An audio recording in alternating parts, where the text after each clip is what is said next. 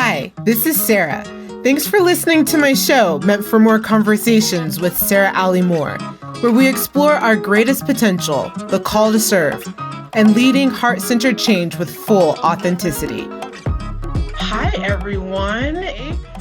I'm here tonight with Meant for More Conversations, and I am so excited tonight. I'm talking with my friend Hilary Blair, who I got the wonderful chance to listen to and share the stage at the TEDxcherrycreekWomen event. And I am so fascinated with her talk on archetypes and stereotypes. When I first learned about archetypes, it was about 10 years ago when I was first introduced to Joseph Campbell. And I didn't know much about archetypes. And as I started to learn about archetypes, this is around the story of mythology, I understood the imaginative and creative power around archetypes. So when I heard about Hilary's talk, putting stereotypes and archetypes, these two different lenses together, I was really intrigued about what her talk would be about. And I loved hearing her exploring the ways of which we can use archetypes to challenge and really even dismantle stereotypes. Hilary Blair is the CEO and the executive communication coach of Articulate, Real, and Clear. She is a powerhouse, fascinating woman. She has traveled around the world, worked with leaders across the globe around many forms of communication, of theater, of leadership. And I'm really excited to talk to her about her TEDx talk tonight. Help me welcome Hilary Blair. Hello. All right. Hi, Hilary. How are you? Fabulous. Fabulous. I love the fact that you are seeking more information, going deeper into these talks. I really wanted to continue the conversation going because I don't know about you, but I know when I was doing my talk, they're just, trying to fit what I wanted to say in 12 minutes was really hard.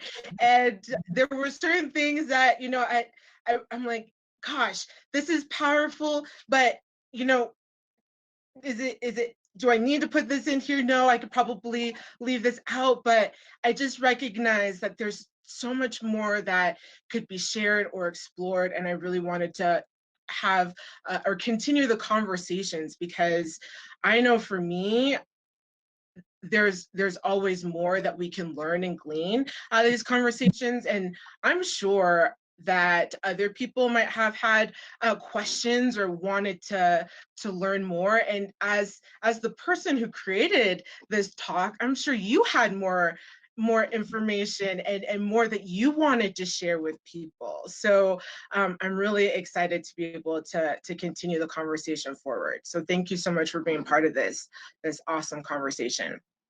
Yay. So can you let me know, Yeah. where did this come from, this idea, this archetypes and stereotypes, and bringing these two together?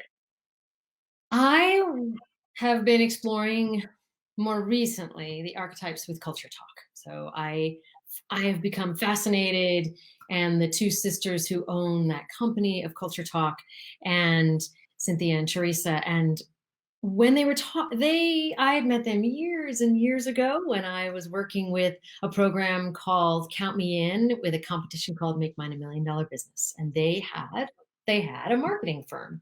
And I had met them years and years and years ago. And during the time of meeting them and losing contact with them, they had morphed from being fascinated by being a branding company, marketing company, by the archetypes. They've been exploring it more and more. And now they had created and had birthed this company that uses the archetypes specifically. And with that knowledge of branding and how archetypes show up in each of us and how it manifests in our behavior and our interactions, they had a company that now has the assessment for individuals and for teams. So you can have whole teams, you can have companies take the test. It's a fascinating assessment.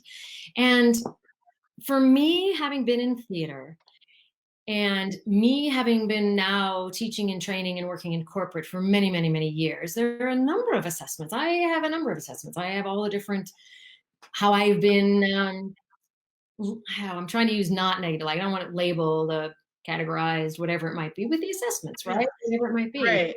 What Yeah. I was fascinated with this is that I resonated immediately because I thought, only because I was an actor, story just, I was like, yes. And it was like I was thirsty and I went running to the well and I'm drink, drink, drink, drink, drink. This works out great. I want to learn more. I want to learn more. And because I was a teacher forever, I immediately was thinking, yes, this would be a super fabulous tool for working with people on their communication, how they're connected themselves, self-awareness, how they work with other individuals, how teams communicate. And so I was exploring that, and it was tapping into all of my experiences with archetypes, having been in the theater world. One of the main stories I left out because of the length of time, and Right. things go, and because it Yes. changed. I had no idea that how it did not end. It was not at all what I thought I was going to create when I had my little idea of what my talk was going to be. Right. It's much better. Right. We can talk about why it's better. But one of the main stories that got left out was when for 11 years, I was involved with a really wonderful program called Living History. And it was a program, 4 years as an actor and then 7 years as one of the directors of it. And it's a program that takes scenes from books and novels and plays, puts them on stage, and then we go into the classroom and we have a series of exercises and things, but they culminate in a debate. And the debate doesn't have a right or wrong. The idea is working with youth to find out how they can voice what their beliefs are. So we try to create the debate so there isn't a right or wrong. So they get to choose, they get to voice which side they're on. It's not like they're sussing out which one's right. They're like, no, what are you feeling? And part of working on that, a number of the plays and scenes that we pulled had an exploration of archetypes in them. And that was a fascinating world to bring into a high school classroom. And then you realize High School Musical, there are so many versions of the exploration of how archetypes and stereotypes impact us. And I think high school, it's a total cliche. And as we know, sometimes cliches come because there's truth in them. So Right. school is where you are figuring out who you are, and you brought some things from middle school and you're coming in and what's happening, and the stereotypes show up for sure. And it's almost like we're trying on a variety of different behaviors and things to figure out who we are and how we resonate. So I have these vivid images of high school students battling about, and we were using some of the typical archetypes. And what would we say? Is it the jock? And I even mentioned the jock in that, and my story in my TED talk, right? A different kind of the jock. Right. How does that translate? Is that a stereotype? Is that an archetype in high school? And then we had really fabulous discussions about which one shrinks something and which one expands, which one opens up the storylines and which one shuts it down. And sometimes it's simply how we think about it too, right? So archetypes have been woven into my life because of theater, and they have just recently, it's been this real catalyst to expanding my work, and perhaps not maybe, no diminishing maybe. Thanks, Julie. Yeah. I do the similar things. We do that as well. And so that it is bringing my theater world with my teaching world, with this corporate, with what does it mean to communicate and be a culture of understanding all of our differences. So that's that. It got triggered. I don't know if that's so it was triggered. My experience was triggered by what's been happening in the world. Right. Yeah. No, I find it interesting, especially when you're talking about with working with the kids, with the high schoolers, and having them explore these two these two things together. Because to be honest, when I first thought about archetypes, I thought, but isn't that like the same thing? Like I kind of thought it was limited, like I was like, Mhm. isn't that a box too? And Yeah.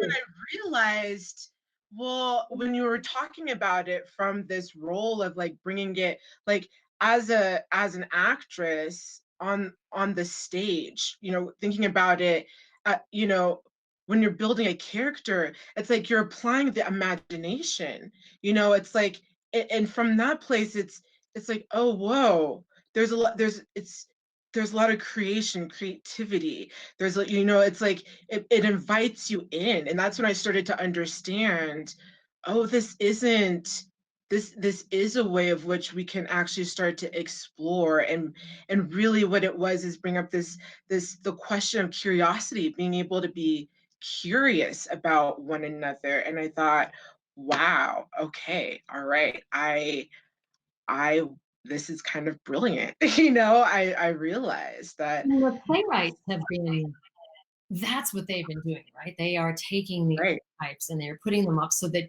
you and I can watch a play and go, oh my gosh, that's me, that connects, or that's, and like we are relating to it.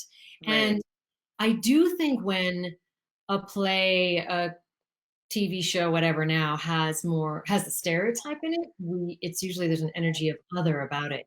And Mhm, and that other is different than seeing me in it, right? So the mhm. archetype, it's for us to recognize our humanity up there, and I'm that character and I'm that character. And that was definitely planned and programmed that way, is for us to recognize as we're laughing at a character, realizing it is us as well. And Right. see our own foibles up there. And Right. Um, you know what, the heart of your message is really about shared humanity, and shared humanity through activating the archetype.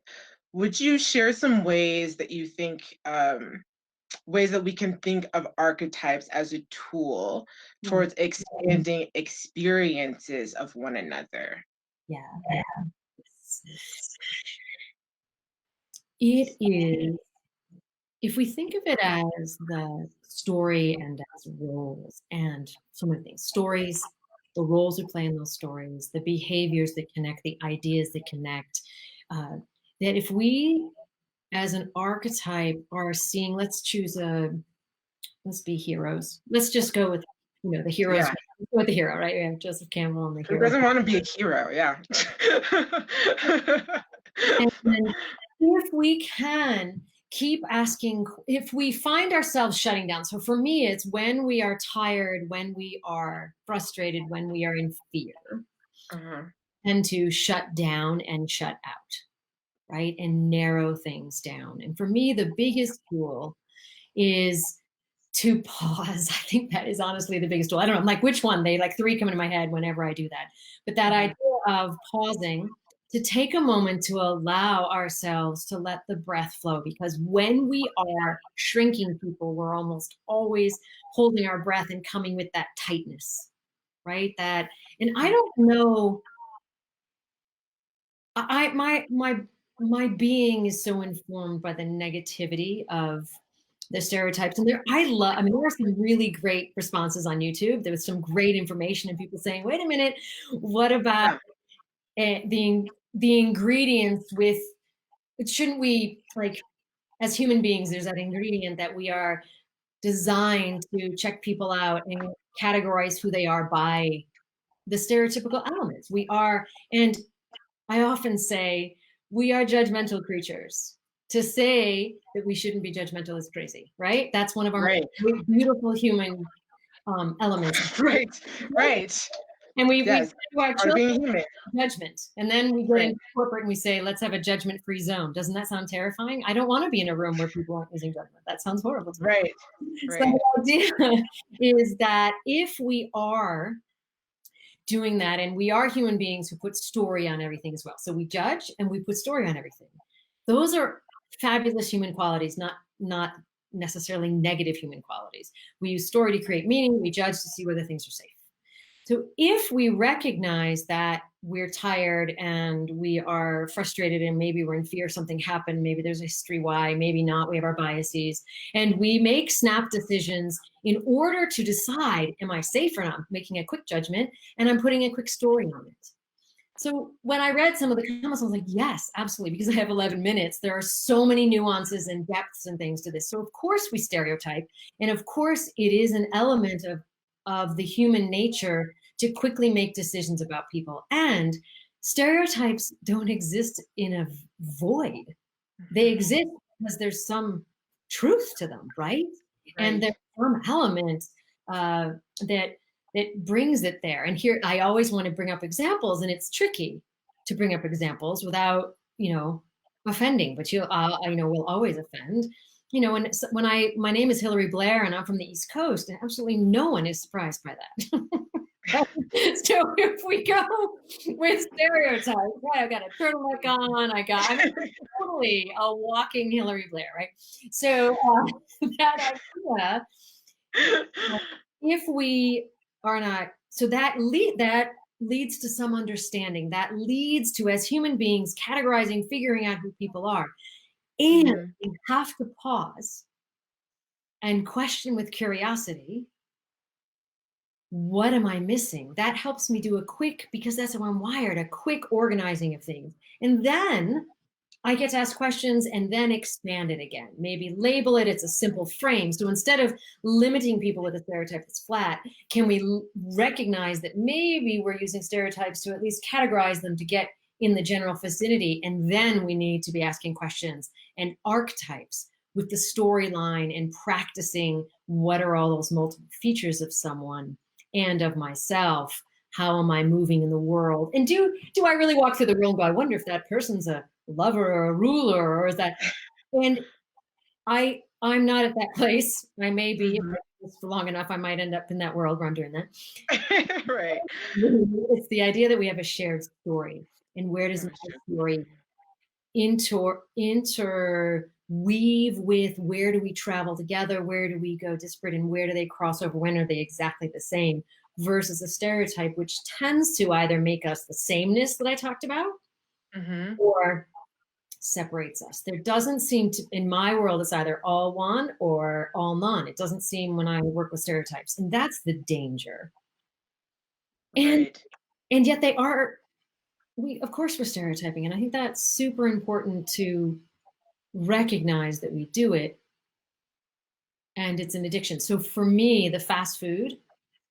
Right. That's what I was gonna lead right into that, because so there's such a great soundbite in your talk where you talk about the stereotype as the fast food of human connection.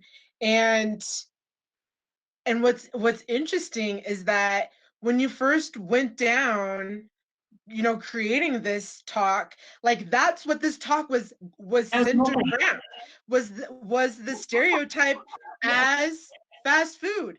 And it didn't really, there was so much more that you're talking to being about. But yeah, can we talk about that? Because it is like can we say, I mean, I guess you could say like a commoditization almost, this using of a stereotype, the way we just so easily, just quickly, we don't even think about it. It's like diarrhea of the mind and the mouth almost, so it's like categorize. Yep. And that idea that and for me, the idea is that fast food, I don't know, I can't say all, right? I train, you can't. Right. You can't generalize everything, right? But it's typical. At some point, especially during a pandemic, there are where you're like, I'm pulling in, and partway into it, me anyway, I'm always like, it seemed like it was going to be great, and then slow food, the flavor carries, the filling, it's nutritious, it's nourishing, and the fast food is something most of us do, and at times it can fill a need, you know, sometimes like I just have to pull in, I need something in my body before I go on. Like there is an element that it serves a purpose, but Right. that food element, I think there's a lack of thinking with fast food. I think there's a bit of habit with it, and I think there's a lot of marketing with it. So Ah, there's a good lot. point. Yeah, lots of conditioning with those stereotypes for sure. And I'm just waiting for it, right? And I'm just like, Yeah. what? And uh, I grew up on an island off the East Coast, just to really keep the real stereotype. I grew up. But I'm a townie. And I grew up there, and we didn't have fast food on the island because they don't allow it. So you know, so they want you to pay a lot of money for food instead. So when we'd go off for sports, it was such a big deal to go to any of the big names, right? And it was so amazing how it was built into our culture that we felt deprived because we weren't able to. So for me, the marketing, the idea that it makes us one, we can, not everyone, but the people who do connect through it. Right. And that it does, we don't talk, like you don't go there to talk, right? Right. Right. That's a good point. Yeah, nobody goes there to, yeah, that's right. So true. Quick French fries and a chat. You know, you don't do that. That's a great point. Yeah. So that idea, and even if we have baked potatoes at some of the places, it still has a speed to it. So food is part of our tradition of sharing food and breaking bread together. There is a separation. Fast food is about us cranking through, filling the body and moving on. It's not about breaking bread together and sharing a meal, which way back when I was a psychology major, way back in college, at an Ivy League. I just want to keep continuing with stereotype. And then of course. and I'll do a play and people will be laughing. Yes. I can talk to the other sides of that, which I'll talk to you about what with that stereotype and what's happened. But that in the psychology class, I remember really clearly, she said there are a number of things that will help all of us to test better. And one of them, she brought her child in, one she brought a dog in, one she brought food. So I have always since then, when I have when I was working in more the university college arena, I, for tests and things, have food come in and have food. And when we do workshops, we want food around because the work is intense when we're working with people on how they communicate, making sure there's food available because food has a sense of nourishing and connecting us, and it can lower our cortisol and have us feel that we're connected and ground us. Fast food, no. So stereotypes don't do that. Archetypes. So the analogy keeps working for me, and it's great. And I jump to those things. So yeah, and that's what I sent in as the proposal was, yes, the archetypes in that idea of if stereotypes are the fast food of communication, what are we doing in our world? We're killing each other. And my initial talk for my culture talk people, there was a longer version of it and much more of an impromptu talk full of a lot of angst and a lot of tears, because that's where I go, of the frustration of what we're doing to each other by not seeing each other as whole people and not being more curious and not slowing down and seeing. And that's why, and me who moves at a pace, like I'm either this pace or like I'm asleep. I'm like a puppy, like, and I have to remember to slow down and see people, right? And I'm working on it. So I don't really believe in talking about anything that I'm not working on. And I love that. Co-own a communications company because I'm working on communicating, and everyone who knows I'm working on it. I'm still working on it. I don't have to. Yeah. And I mean, the world feels like it's getting more and more fast paced. We can say that we're getting more connected, which we are in many ways, and yet finding ourselves feeling more disconnected. Yeah. What would you say, Hilary, if you really stop to think about it, and in the ways that you're growing yourself with communication, what is something that you find right now, if you could think a piece of advice, a tip, a tool that is helpful that people could apply right now where they are in being able to make genuine connection with someone? Like improving that communication, improving that genuine communication with someone right where they are. To allow people to ask you questions. So it's the opposite side of it. What happens is we've created a culture where people feel like when you do ask questions that you're invading their privacy. So there's a sense of, am I going to offend you? So if we're asking, people to be curious, we have to allow the vulnerability of allowing those questions to come in and answering them. And we are so PC and so careful and talk often about the counterintuitive side of things. And that's the counterintuitive side, right? Of curiosity is, I can be as curious as I want, but if you're closed off and if I'm offending you and if I'm, not able to know what the right thing is to ask it the right way, right? Right. How many times in the day I hear, oh, you probably shouldn't ask that. No, you shouldn't ask that.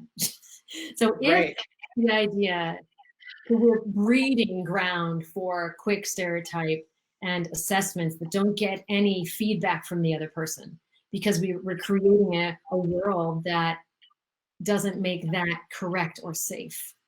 And kind, right? The idea that kindness is a dialogue. Kindness is me connecting with you, me telling you have something on your face, me checking in with you. Nice is me not telling you I have something on your face because that'll embarrass you or it'll make me uncomfortable. So nice is about me, kindness about us. I feel like stereotype is about me and keeping separate, and archetype is about that dialogue. And how do we allow people to ask questions? How do I see you and ask you a question? Look at us. So we come in completely different packages, right? Right. And in the world today, what am I allowed to ask? And I would, if you did that amazing talk about your hair and finding yourself, and what questions am I allowed to ask in order to connect and find our shared stories? And I would find myself being careful, go, oh no, I would be editing myself. And then what would I do? I would be putting a wall up. So how do we invite that space for the questions to come in? How do we allow them to come and still have boundaries, right? It's a messy world.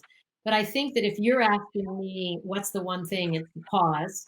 To notice what you're doing. So that pause is a noticing, look at me, I've just put that person, I've labeled them. How can I be curious to expand it? The key thing is that on the other side, I have to be allowed to ask questions, or I have to be the person inviting questions to be asked. Yes, ask me. What do you want to know? It's a tough, that sit with you. That makes me a little bit, ooh, guys go, ooh, that's hard right now. Yeah. Yeah, no, I think I like where you went with that. It's being willing to engage a conversation, and again, it is about curiosity. I find that where we are right now is that the world needs more curiosity, and I can't agree with you. I can't agree with you more with that. I would say that it is about both parties being willing to be open, and that safety is a huge part of that. And so I guess it's about the intention of allowing and creating that safety. And you're right, it's you don't know unless you try, right? And I guess it's in starting the conversation. You just have to start the conversation. You had me jump in there that with the archetypes, more on paper and more than just an intellectual idea. Yeah. The idea of, if I'm understanding if I simply recognize that archetypes are our shared story and we have different roles, if Yeah. we can start asking, what role in my journey might this person be playing? What is that expanded journey that That's they're on? shared. Yeah. So you are a storyteller and a voice revealer, and right. So if I start, Yeah. I don't know a truth teller. What is that connected to? And you are definitely, what is that element? I'm watching you go, oh, you want to share other people's voices. And I've noticed too from the talks that they're helping remind me, those who are like, I'm going to make sure I share each person's talk. And I'm like, yeah, Yeah. I can't get distracted. I need to be doing that, is sharing each other. That's part of an archetype. That's an element of a human being sharing other stories versus a stereotype of the person who I saw give a talk, right? So if I keep opening up and questioning, if each person, I'm just thinking of our cohort right now, right? So I'm thinking of you, Yes. thinking of each time it gets opened up. When I had one of those rehearsals, I got put in a tiny little box. For sure. Right. I got For put sure. in a box. I just landed and someone We said, all do. this, and I went, right. And because I'm like, how ironic that I'm discussing this. It Yeah. wasn't a very good run it was one of those messy runs of it. Right. And I was, wow, that's how I'm seen.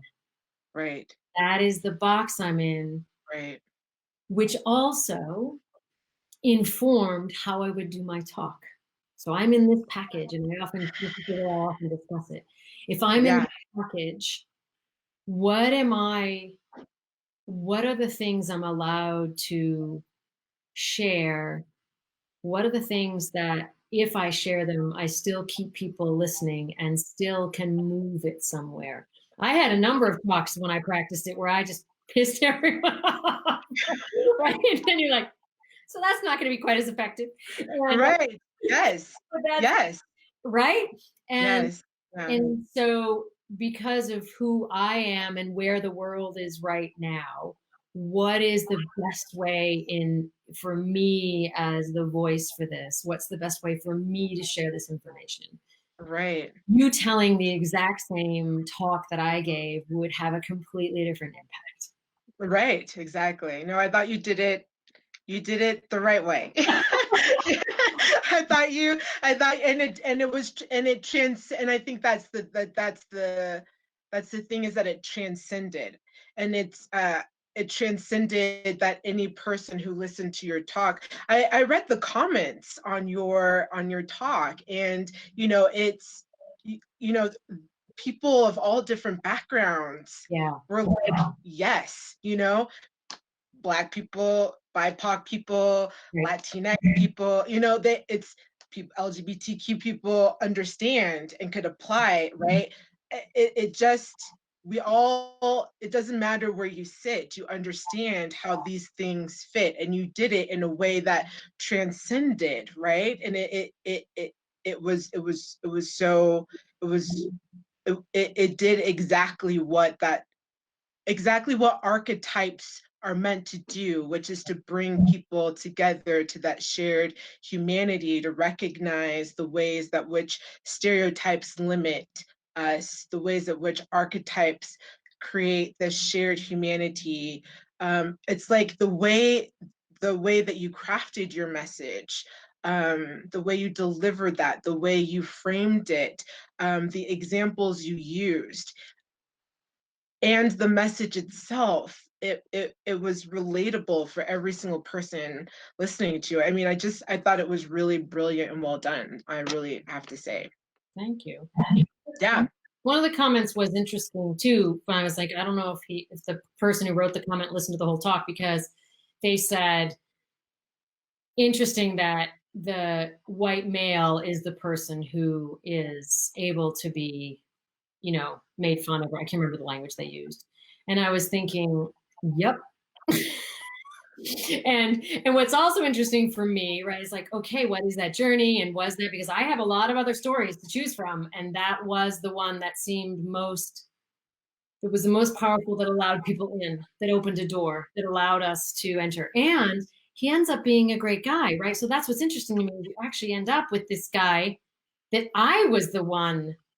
So I felt like, did you not watch the whole talk? So, but you can't please everybody. And I think that's the whole point too, right? Is that we can't please everybody. I mean, I know my talk, I know the subject of mine, it's like, we can't please everybody with what we're doing, but, it's about bringing the message forward, that has impact. And yeah, it's a powerful message for sure that I think definitely made me think.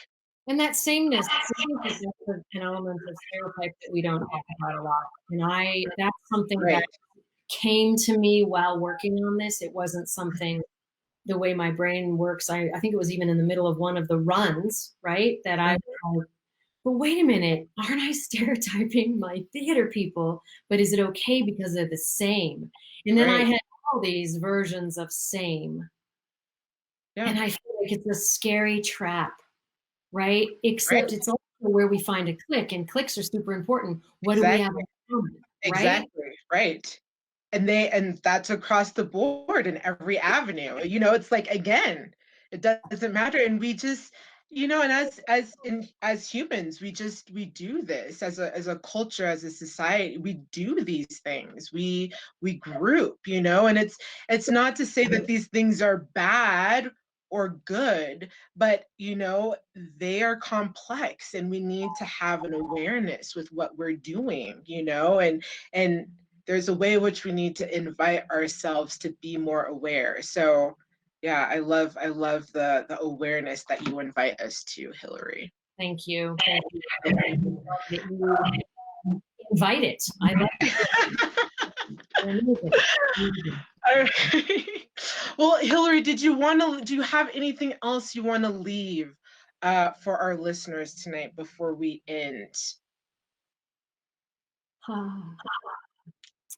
Be outraged if people are being put in boxes, and break free and be the voice, be that voice that helps point that out. Speak up. We have to speak up for those who are not being heard, and we have to speak out and point it out to people who are not seeing it. So be outraged, speak up.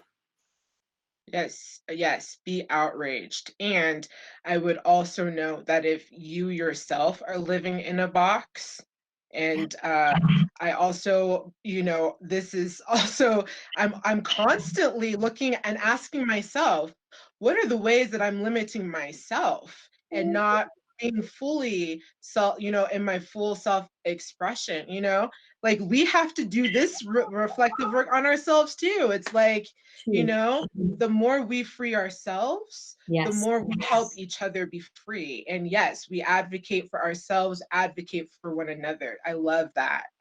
Hilary. Thank you so much. Hilary, it's been a pleasure to talk with you tonight, and getting to know you. Thank you so much. You guys, if you haven't had a chance to listen to Hilary's talk, I did post the link in the description of this video. So please check out her video, watch her talk. And you'll also find other links on my page to the other speakers from the amazing TEDx Cherry Creek event that we spoke at. And stay tuned. There'll be some more interviews with other speakers. I'm really excited to get to know these powerful women, and diving into these talks. It's been a pleasure, Hilary. Thank you so much. And Hilary, how can people connect with you and the work they do, and anything that you have coming up? Please let us know. Yes. So please link with me on LinkedIn, connect with me on Facebook, however, and I'm Hilary with one L, as my father would say, why use two when one would work? And the company is Articulate, Real and Clear. And please come to our website. We do offer workshops and classes and a great deal of coaching. We love coaching. We love helping you be you. Awesome. Thank you so much, Hilary. All right, everyone, have a great night. Have a great week. And I'll see you all on the flip side. Bye.